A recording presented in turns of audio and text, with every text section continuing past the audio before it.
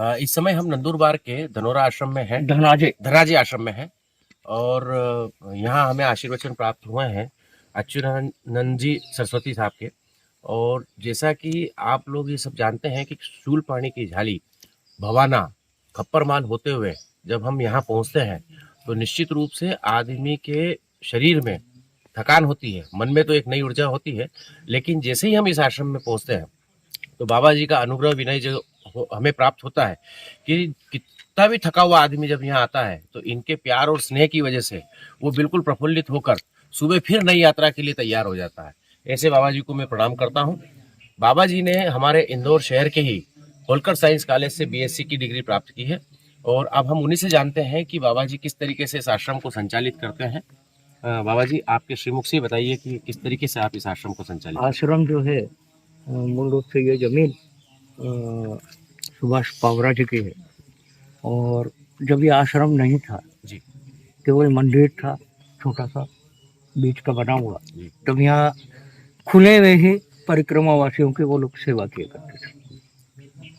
अभी 2 साल से स्ट्रक्चर खड़ा हुआ। यहाँ के सांसद हिनाताई गावित उनके सौजन्य से ये सामुदायिक भवन के नाम से ये रूम मिला। फिर अभी ये कुटिया तैयार की, अभी किचन का काम चल रहा है और आगे प्रपोज प्लान है पीछे एक बड़ा हॉल बनने का, लेटर बाथरूम और बन जाएंगे अब। और यहाँ पे क्योंकि आदमी चल के आता है तो पेमेंट निकालने की ऑनलाइन सुविधा पेट्रोल पंप पे अवेलेबल कर रखी। पेट्रोल पंप पे पैसे निकालने की सुविधा उपलब्ध है और जो भी थका हुआ आता है उसके लिए यहाँ पे पूरी मेडिकल सुविधाएं हैं। बाबा जी आप परिक्रमा वासियों के लिए क्या संदेश देना चाहेंगे? परिक्रमा वासियों के लिए यही है, दौड़ते भागते न करें। ओंकारेश्वर से निकलता है आदमी तो प्लेन सरफेस पे चल रहा है बड़वानी तक, बड़वानी के बाद में उसको चढ़ाई उतराई आ जाती है। तो वहाँ से क्या है कि आदमी जोश जोश में एक्सेस रनिंग कर लेता है। खप्पर माल में आते आते तोरण माल में आता है तो उसके एनर्जी लेवल डाउन हो जाता है। एनर्जी लेवल को आपको मेंटेन रखना है चढ़ाई उतराई के लिए। प्लेन सरफेस पे आप कम स्पीड में चलो तो आप मैनेज कर सकते हो। नहीं तो कई लोग होते हैं कि वो परिक्रमा आधे में छोड़ के घर जाना पड़ जाता है, उनको इतनी तबीयत डाउन हो जाती है।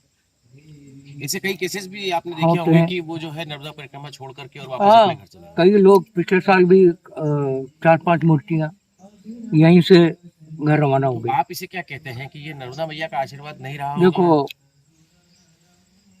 परिक्रमा आप लोग नहीं करते हैं, परिक्रमा मैया करवाती। परिक्रमा का मूल उद्देश्य क्या है? परिक्रमा में आपको नर्मदा मैया में उतर के स्नान नहीं करना है, पहली बात। दूसरी बात फूल पत्ती तोड़ के आपको कोई पूजा अर्चना नहीं करनी है। तो मूल रूप से हमारे यहाँ सनातन वैदिक ग्रंथ क्या कहते हैं? मानस पूजा। और प्रकृति जो है वही देवता है। आप जब फूल पत्ती नहीं तोड़ेंगे तो वृक्ष पल्लवित होंगे, बराबर। फूल नहीं तोड़ेंगे तो उनके बीज तैयार होंगे और वृक्ष बढ़ेंगे। तो एक तरीके से आप इकोलॉजिकल बैलेंस बना के चलते हैं। पारिस्थितिक संतुलन पृथ्वी का गड़बड़ाने लगा है, इसलिए आज ग्लोबल वार्मिंग की स्थिति में आ गए हैं कि इतनी उष्णता बढ़ गई। तो बनते कोशिश कचरा न करें, आश्रमों में जाए तो आश्रमों की स्वच्छता रखें और नियमों का पालन करें। और परिक्रमा में आदमी चलता है तो वो ये विचार करके चले कि मेरे को परिक्रमा पूरी करना है, समय सीमा आप तय करने वाले कोई नहीं। महाराज साहब की अगर बातों को हम आत्मसात करें तो महाराज साहब का यही कहना है कि इस परिक्रमा में माँ मतलब नर्मदा मैया, महात्मा तथा परमात्मा इन तीनों के आशीर्वाद की बहुत आवश्यकता होती है और इसी आशीर्वाद के बल पर ही हम नर्मदा परिक्रमा पूरी कर सकते हैं। दूसरा संदेश महाराज जी ने बहुत अच्छा दिया हम परिक्रमा वासियों के लिए कि हम जिस जगह भी रहते हैं उस जगह की साफ सफाई का, उस आश्रम के नियमों का हम पूरी तरह से पालन करें। हमारी वजह से किसी भी आश्रम में कोई समस्या नहीं होना चाहिए। मैं आने वाले समस्त परिक्रमा वासियों से निवेदन करता हूं कि महाराज जी के आशीर्वचन के साथ साथ उन्होंने जो अपने अनुभव साझा किए हैं तथा उन्होंने हमें जो ज्ञान दिया है उसी के मार्गदर्शन पर वो यात्रा करें, ताकि आपकी यात्रा निर्विघ्न रूप से पूर्ण हो सके। नर्मदे हार। रोल। इस समय हम धनोरा जिला नंदुरबार से निकल करके हम जा रहे हैं आगे की ओर। और आज हमारी पदयात्रा का 14वां दिन है ओंकारेश्वर से निकलने के पश्चात। और ये जो पीछे है जिस आश्रम में हम रुके थे, निश्चित रूप से इस आश्रम की बहुत अच्छी सेवाएं हैं, क्योंकि जब आदमी पहाड़ों से निकल करके खप्पर माल जैसे पहाड़ से निकल करके नीचे उतरता है, तब यही एकमात्र ऐसा आश्रम है जहाँ पर बाबा जी की तरफ से जिन लोगों के पैरों में बदन में दर्द होता है उनकी मालिश भी बाबा जी की तरफ से निःशुल्क कराई जाती है। यहाँ भोजन प्रसादी और बाबा का स्वभाव बहुत हंसमुख, बहुत मिलनसार है। आप जब भी कभी इस पदयात्रा मार्ग से निकलें तो यहाँ से आप बाबा जी के आश्रम में रुक सकते हैं। अब आगे आने वाला जो गांव है जहाँ हमें विश्राम करना है वो लगभग यहाँ से 20 किलोमीटर दूर खूटा मोड़ी है। इस खूटा मोड़ी जाने के लिए 2 रास्ते हैं, एक पहाड़ी रास्ता है, एक प्लेन रास्ता है। अब हम आगे जाके चयन करेंगे कि हमें पहाड़ी रास्ते से जाना है या प्लेन रास्ते से जाना है। आप जब तक बने रहिए। नर्मदे हार। नर्मदे हार। अभी हम नंदुरबार के सुरवाणी करके गांव में पहुंचे हैं और यहाँ से हमें जाना है खूटा मोड़ी। आप मेरे पीछे देख सकते हैं कितने सुंदर पहाड़, हरे भरे वृक्ष और ये चलता रोड। अब हमें यही पहाड़ पार करके हम पहुंचेंगे खूटा मोड़ी। लेकिन ये पहाड़ जो दिख रहे हैं इनकी ऊंचाइयाँ इतनी आसान नहीं होता है पार करना, लेकिन मैया जी जो हमें शक्ति दे रही है कि आज हम करीबन ओंकारेश्वर से चलने के बाद 250 किलोमीटर के आसपास चल चुके हैं, लेकिन पूरी यात्रा अभी तक निर्विघ्न रूप से संपन्न हुई है। अब आगे भी हम देखते हैं कि मैया जी हमें कितनी शक्ति प्रदान करती है और हम कितनी जल्दी से जल्दी आप सभी को ऐसे ऐसे अलौकिक दृश्य दिखाएं और घर बैठे ही आप नर्मदा जी के दर्शन करते रहें। मैं इस बात के लिए माफ़ी चाहता हूं कि अभी हम 3 दिनों से आपको कोई वीडियो नहीं डाल पाए, क्योंकि हम जिस जंगल में थे, खप्पर माल, भवाना, भादल, वहाँ पर न तो लाइट की व्यवस्था थी और ना ही नेटवर्क था, इसीलिए ना तो वहाँ कोई वीडियो बन पाया है। लेकिन हमारा जो भी प्रयास रहा है वो हम आपको अगले वीडियो में दिखाने का जरूर प्रयास करेंगे। आप मेरे साथ इस यात्रा में बने रहें, क्योंकि नर्मदा जी यहाँ से लगभग 20-22 किलोमीटर दूर है, इसलिए अभी हम उनके दर्शन आपको नहीं करा पा रहे हैं। लेकिन आगे जब हम पहुँचते हैं खूटा मोड़ी, उसके बाद जब भी नर्मदा जी के दर्शन हमें होंगे, हम कल कल बहती ध्वनि करती माँ नर्मदा के दर्शन आपको जरूर कराएंगे। तब तक हमारे चैनल के साथ बने रहिए। नर्मदे हार।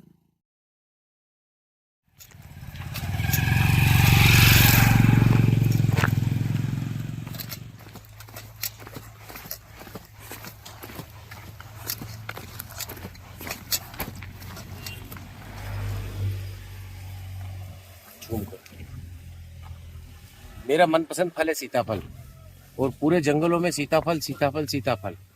लेकिन नर्मदा परिक्रमा में ये कहा गया है कि कोई भी फल या फूल आपको बिना मालिक की अनुमति से नहीं प्राप्त करना है। रास्ते में हमें केले के बगीचे लगे, गन्ने के बाग लगे, रास्ते में जंगलों में सीताफल ही सीताफल लगे, चाहे तो ये पके हुए सीताफल, झाड़ के पके हुए सीताफल हम तोड़ सकते हैं।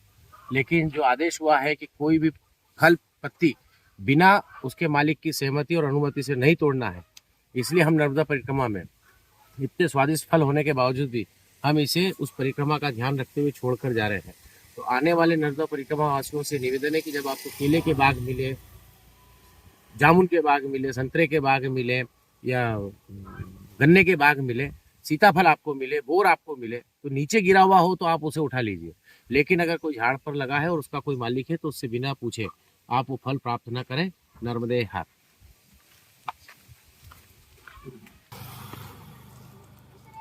ये देखिए आपके पास सीताफल सीताफल।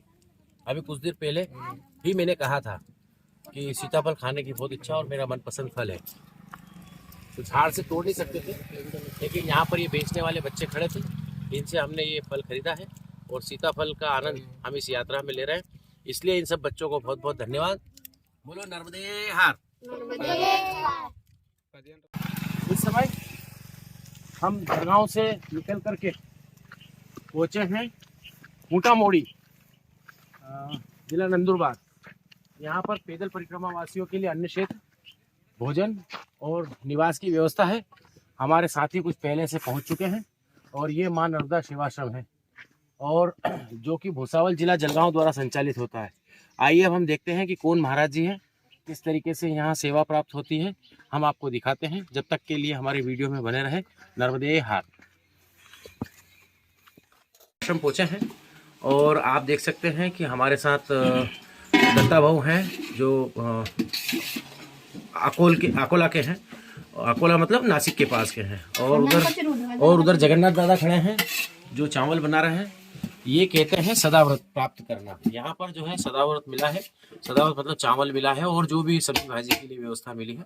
आपने उस सब्जी भाजी को जो है अच्छी तरीके से काट लिया है। उधर चावल बन रहे हैं और अब हम देखते हैं इनके हाथों की जादूगरी और इनके हाथों का स्वाद। कई लोग ये पूछ रहे हैं कि आप लोग आश्रमों में किस तरीके से रहते हैं, क्या बहुत सारी सुख सुविधाएं हैं? तो हम आपको अंदर से जाके अभी दिखाते हैं कि वहाँ किस तरीके की सुख सुविधाएं होती है और किस तरीके से हम वहाँ निवास करते हैं।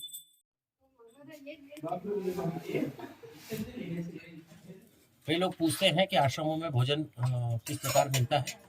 तो आज हमें मिली है ज्वार की रोटी, गेहूं की रोटी, बेसन, अचार और तली हुई हरी मिर्च। और ये जो है सब जो अभी मैंने पिछले वीडियो में बताया कि ताई ने बनाई है और उन्हीं के हाथ का ये शुद्ध भोजन है।